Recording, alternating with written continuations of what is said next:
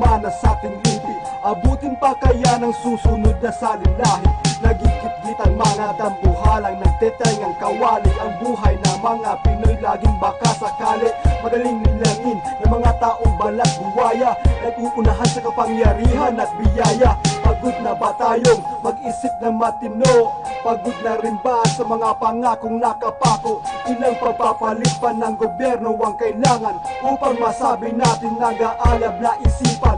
Bitak-bitak na kalsada sa araw-araw na pakikibakan. Nahihiya na ang araw sa pinapatulong pawis. Ang masa pumuro na ang mga iya na dati ay sandatang pumuksa sa mga lintang naggalat na utak niyang mga wakaw na magdanakaw na sumisipsip sa mga maralitang laging nakataya, walang magagawa. Ano ang aabutan ng henerasyong nakataya?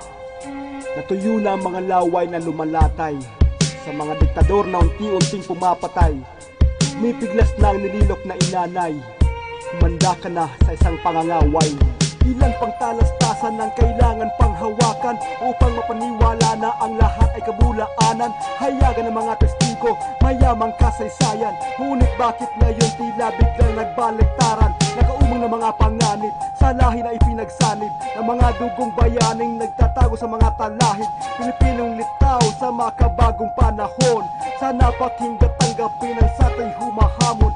Kanino magtitiwala kung lahat ay sinungaling? Walang ibang ginawa kundi ang magpasalin-salin sa mga pugad na konkreto di kayang gibain. Hitik ang bunga ng mga puno na iba ang nagtanim. Nilulok na ang laway na dati ay ibinuga. Pumuro na ang ulan na pumapatay sa mga sawa. Siniklop na ang mga tuhod at ito'y inihiga. Paano pa makakabangon ang katawang parang